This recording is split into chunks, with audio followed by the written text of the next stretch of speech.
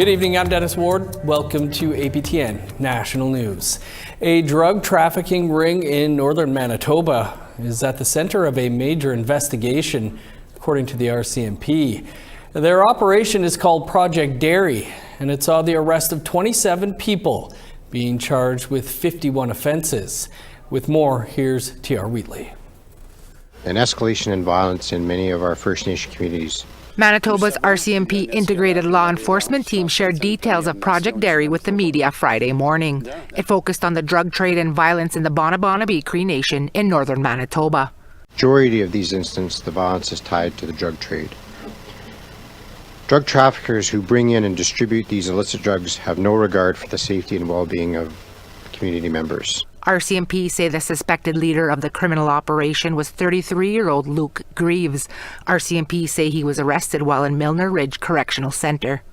It is common for drug traffickers to sometimes continue their business while they're incarcerated. In this case, as soon as we found out some information, we initiated an investigation. RCMP were unsure as to how long this was happening in Bonabonabee, but did say they spent the past 7 months working diligently on the investigation, saying they uncovered an entire network that arranged the shipment, processing, packaging, and transportation of cocaine, oxycodone, fentanyl, and carfentanil into Bonabonabee. RCMP say float planes were also used to fly large quantities of alcohol to bootleg to residents. 51 charges have been laid against 27 people. 12 people, including one minor, are being charged with conspiracy to traffic a controlled substance and trafficking a controlled substance. 9 are from Bonabonabee, 2 from Winnipeg, and 1 from Thompson. 8 people have been charged with possession of a controlled substance for the purpose of trafficking and possession of proceeds of crime, with 5 being community members. A Winnipeg woman was charged with possession of a controlled substance for the purpose of trafficking and possession of a firearm while prohibited. And a male from Bonabonabee charged with unauthorized possession of a firearm. All charges have yet to be proven in court. Our investigators did a great job collecting a significant amount of evidence against the accused and his co-conspirators. RCMP have also issued warrants for arrest for 3 women and 1 man, all from Bonabonabee, in relation to Project Dairy. More boots on the ground. Manitoba's Justice Minister Matt Wee was also on hand for the major announcement. We know that there's a long-standing issue of drug trafficking into northern communities, and that with it comes violence, comes overdoses, comes death, and ultimately comes despair for many communities. And we also know that when drugs get trafficked into these communities, they often get into the hands of young people, into the hands of teenagers, and they impact children. RCMP also determined through Project Dairy the arson of the band office last year is connected, as well as a few other arsons around the community and multiple assaults. T.R. Wheatley, APTN National News, Winnipeg. A 10th person has now been charged in the death of 30-year-old Timothy Tutusis, who's from the Poundmaker Cree Nation in Saskatchewan. 26-year-old Danica LaPlante was arrested last Tuesday and made her first court appearance in Saskatoon on Wednesday. She has been charged with first-degree murder, unlawful confinement, and offering an indignity to human remains. Tutusis' remains were found in a home in Saskatoon on December 18th of last year, while Saskatoon police were executing a search warrant in a home in the 1700 block of 22nd Street West in the city's Pleasant Hill neighborhood. A total of 6 men and 4 women have been charged in the case, with their ages ranging from 22 to 45 years old. One of them includes Tutusis' cousin, Nikita Tutusis, who has been charged with manslaughter. 9 have been charged with first-degree murder, and 6 of them have been charged with unlawful confinement and offering an indignity to human remains. A longtime chief of the Thunder Bay Police Service has died. J.P. Levesque dedicated more than 3 decades to policing in Thunder Bay, serving in leadership roles, criminal and drug investigations, and incident command. Levesque became Thunder Bay's 8th chief of police in 2011. During his time, a systemic review of the Thunder Bay Police Service was conducted, and among other things concluded that systemic racism existed at an institutional level within the service. Levesque retired in 2018, just months after he was acquitted of charges of obstruction and justice and breach of trust. Levesque's successor, Sylvie Hoth, is currently facing 1 count of obstructing a public or peace officer, 1 count of breach of trust, and 2 counts of obstruction of justice. Hoth's charges go before the courts in April of next year. Our condolences to JP's family and friends. Parliament is assessing whether to deem First Nations policing an essential service. Since October, the Parliamentary Committee has been studying Indigenous policing and public safety. Testimonies have been heard from current and former chiefs across Canada. As reporter Savannah Craig presents, some people are looking for more. I've lost 2 of my children. My daughter was shot and killed by your policing. My son died in police custody 5 months after. Martha Martin called for change following the deaths of her 2 children, calls she made at the Assembly of First Nations Special Chiefs meeting 1 year ago. Years after the death of her 2 children, fatal interaction for First Nations continue with police. Too often, discriminatory police action leads to serious injuries or deaths. Over-policing off reserve, under-policing on reserve, and over-representation of First Nations people in federal corrections. Within 3 months near the end of 2024, 15 Indigenous people died while either in police custody or during interactions with police. When people lack access to adequate safe housing, schools, and community resources, it often leads them down a path that ends with the justice system and encounters with police. National Chief Cindy Woodhouse-Nippenak has taken the issue to a parliamentary committee on Indigenous affairs, where she gave testimony urging for First Nations policing to be declared an essential service. First Nations police embody community values. They lead with peace before force, but they are underappreciated. A move she believes will reduce fatal experiences between First Nations and police. To be effective, First Nations policing must be rooted in community values and not colonial models. Since October, the committee has been studying Indigenous policing and public safety, inviting testimony from many, including Quebec's provincial police and both current and former chiefs from across Canada. Despite having the main RCMP detachment less than a mile away, they still felt unsafe and unprotected. Citizens feared calling the police or didn't trust they would get justice. Some remembered the days they were dragged to residential school by the RCMP. Deeming First Nations policing an essential service has been discussed for years. That in 2019, the Prime Minister at the time, Trudeau, had directed the ministers to start taking a path toward making Indigenous policing an essential service. We're now pushing 2026 here. Chiefs were reassured during the election when Prime Minister Carney recognized First Nations policing as an essential service during our AFN forum. Something needs to be done. There have also been calls to track police violence towards First Nations.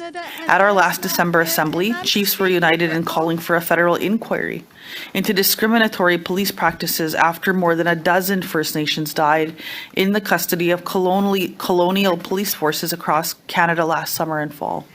A year ago, the AFN passed a resolution to demand a national Indigenous-led public inquiry into police violence. 1 year later, no inquiry has been made. Enforcement of First Nations laws, bylaws. At this year's Assembly, Public Safety Minister Gary Ananda-Sangri said an inquiry is not on the table. I would much rather put the energies into implementing the number of recommendations that already exist and moving forward on them, because they will speak to a lot of the underlying challenges that a national inquiry may reveal. Ananda-Sangri says Ottawa will soon launch a civilian review commission, independent from the RCMP. It will review complaints of officer misconduct and provide recommendations to RCMP policies and practices. How many more of our people have to die at the hands of your police? For Martin, this is not enough. Her daughter Chantel Moore was shot and killed off reserve by a New Brunswick police officer. Not only live on reserve, how do we make it better for people who live off reserve? so that they're not feeling threatened whenever they're pulled over by a police officer. APTN News requested an interview from the National Chief to discuss declaring First Nations policing an essential service. We were not granted an interview after repeated attempts. We shouldn't have to be there to remind them, because these are people who lost their lives. And, you know, the fact that we have to keep coming forward and bringing it to light and reminding people that this is still an ongoing problem, it's discouraging. Savannah Craig, APTN National News, Montreal. Time for a quick break, but stick around, there's more to come.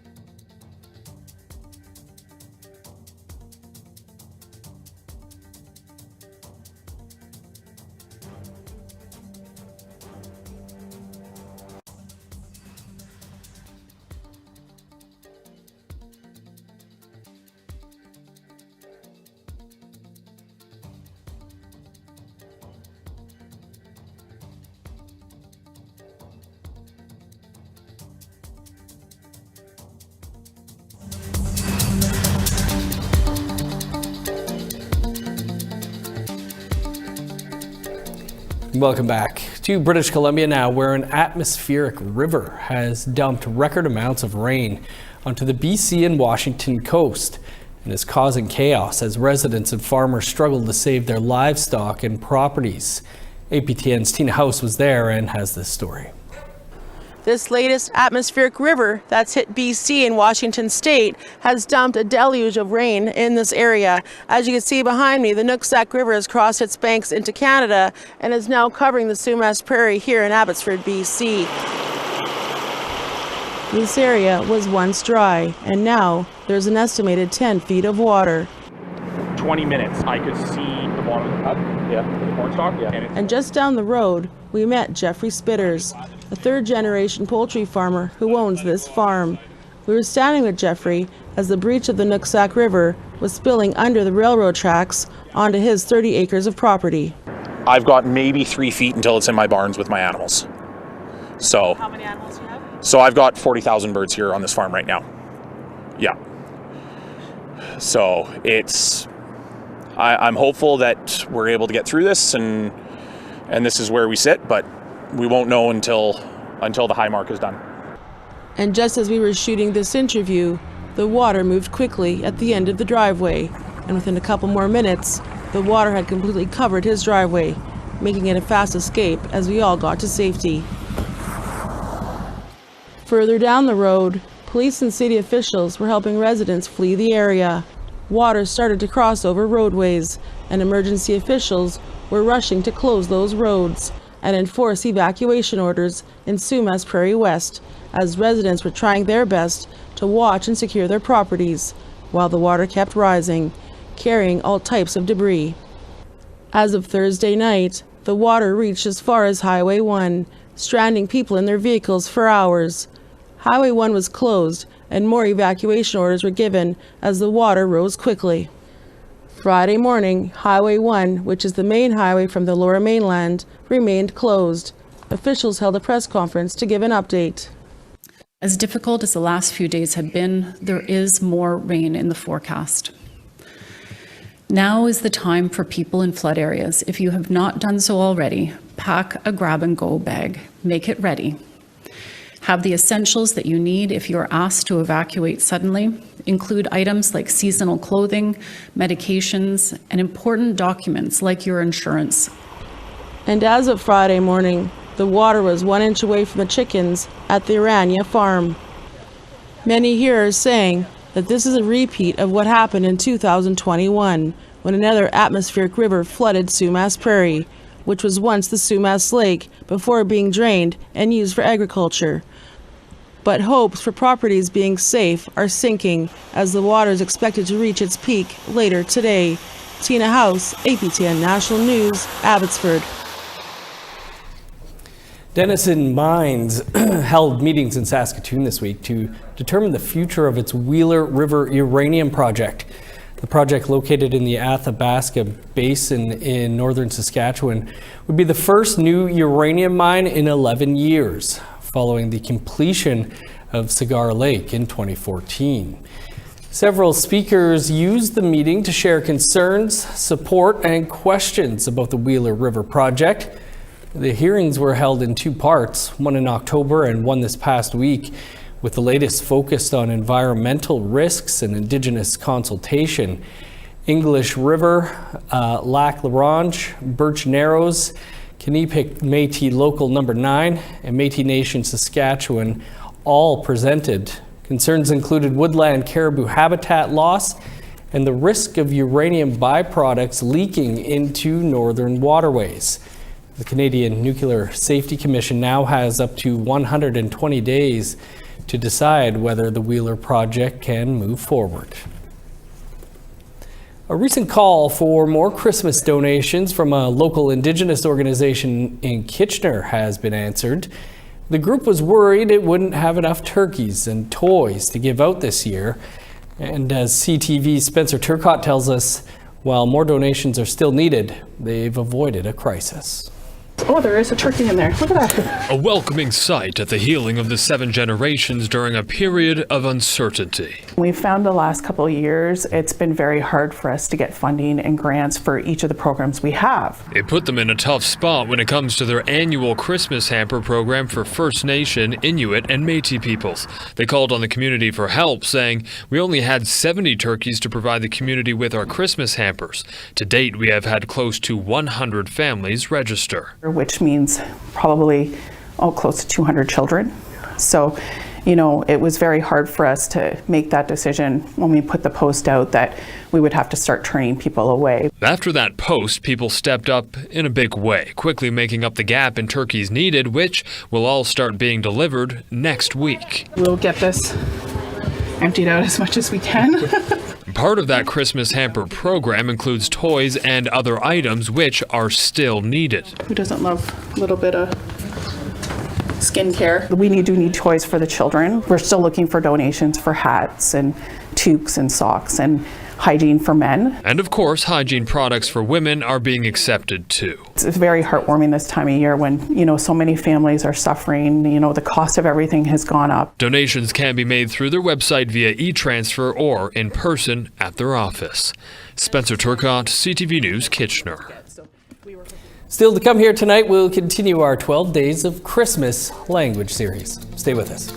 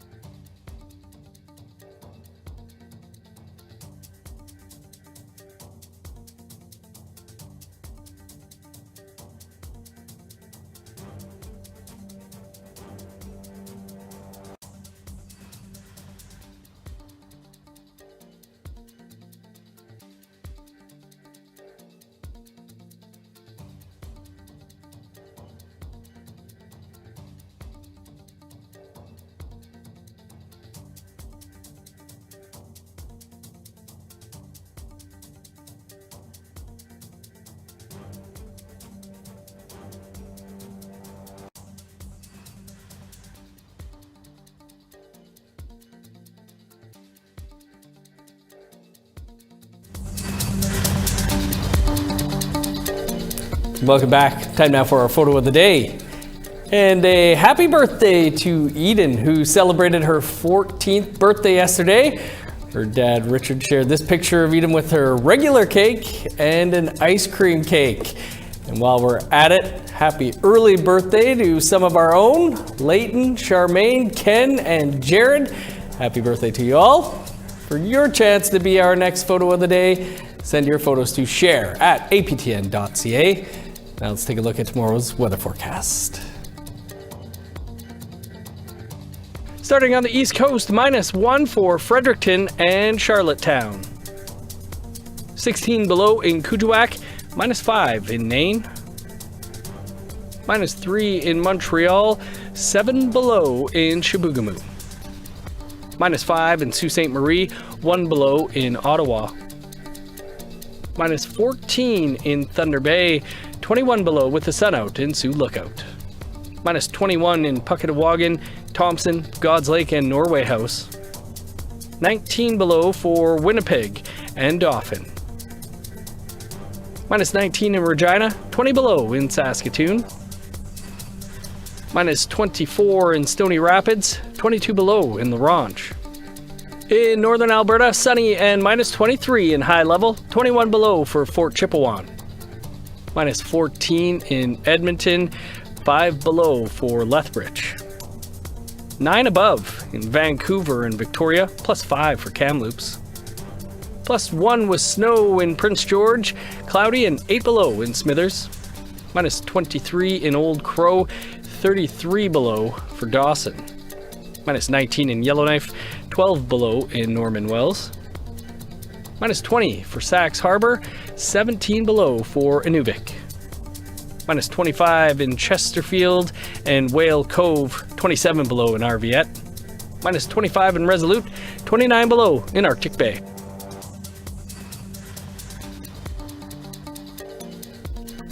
It's time now for our Christmas language segment. It's APTN National News' version of the 12 Days of Christmas. And as today marks 8 APTN work days left until we're all on holidays, we bring you some Ojibway teachings from right here in Manitoba.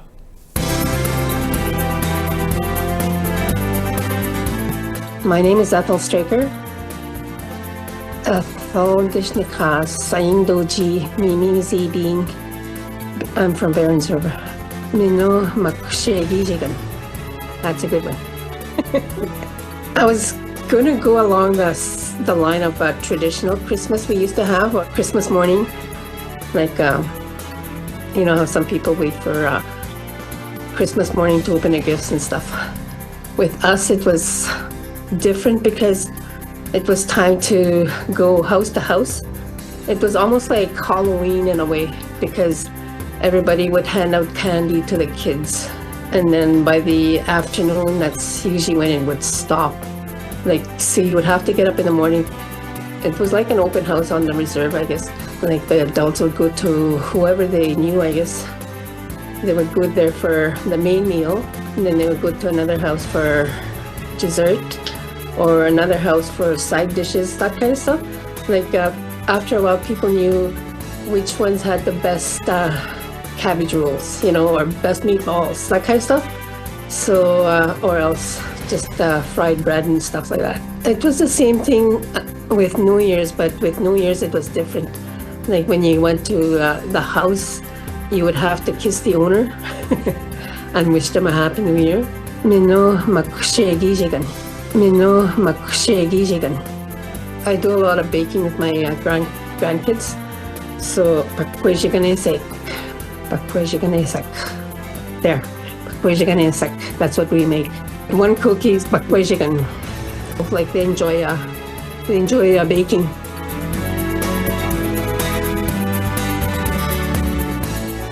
Sounds like a great tradition there. Well, it's Friday, and that means that joining us now is our host of Nouvelle Nationale, Kim Sullivan. Hey, Kim, tell us what's coming up on tonight's broadcast.